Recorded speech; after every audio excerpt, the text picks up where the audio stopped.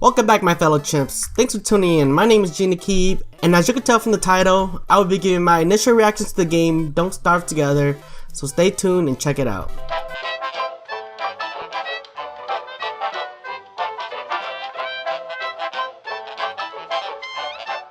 This ultimate survival horror adventure game has a unique 3D open world concept which contains full of weird creatures, resources, and surprises which you will have to collect, craft, and pretty much survive. Before I get into this game, I want to talk a little bit about the history and the creators of this game. So this game was developed and published by an independent game studio called Clay Entertainment. This company was founded in 2005, but the game Don't Starve did not develop until 2013. I'm going to put a video link in the description below, which has a video interview produced by Polygon, and this video will explain more in depth about the company itself and the history behind it. I enjoyed the video and it was very informational, so go ahead and check it out. Okay, now back to the game. As I've mentioned before, the game Don't Starve was developed back in 2013, but Don't Starve was first created as a single player game at the time. It was not until 2016 when Clay developed Don't Starve Together, which is where it was shifted to a multiplayer version. This is the version that I will be giving my initial thoughts on and review on. So far, I've played this game for 12 hours, which explains that this is going to be my initial thoughts on the game. So before I even get started, I wasn't sure what I was getting into because I didn't want to watch any videos on the game beforehand, because I wanted my first experience to be genuine. When I first entered the game, my thoughts were that this game was a little creepy. It wasn't exactly a scary game per se, but it reminded me a bit of the movies like Coraline or The Nightmare Before Christmas, which I know that some people will say that those movies weren't scary or creepy. Well, to them I say, this game is perfect for you. Other than that, once you start understanding the gameplay and how the creatures and monsters work in this game, you kind of start to just shrug off the creepiness and it just becomes a survival game. At character select, you have the choice between 12 characters, each having their own pros and cons, from a little boy character named Wes who can't talk and blows balloons, to a spider character named Weber who befriends spider creatures in this game and grows a silky beard. Each of these characters have their own unique skills and movesets that can help you survive. So once you pick your character into the game, you immediately start the game at day 1. This day will keep going up if your whole team doesn't die all at once.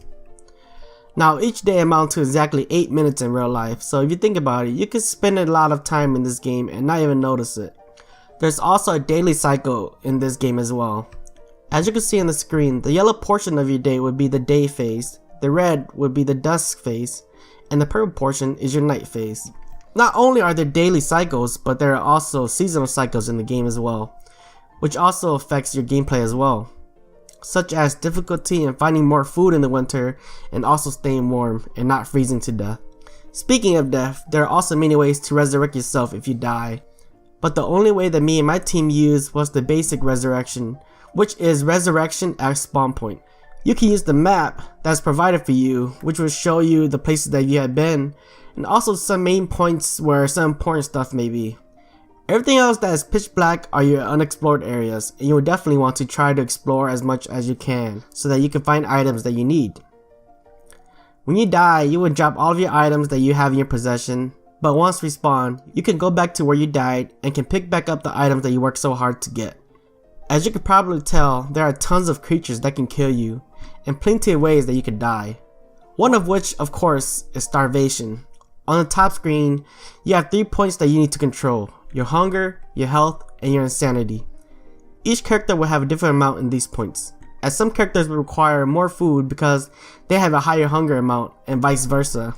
Your hunger and your health make sense, but your insanity? What is that? Well, I looked at it this way.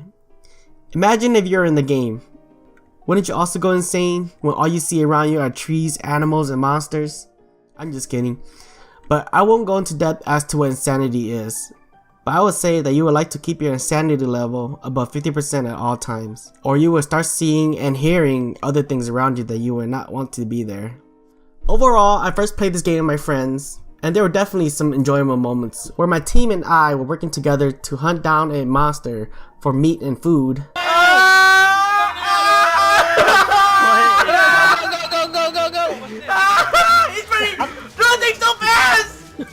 And some other questionable moments. Okay, Okay, never mind. Whoa, what's this? Oh! Oh, I don't know. I don't know. Yeah, we all have those moments.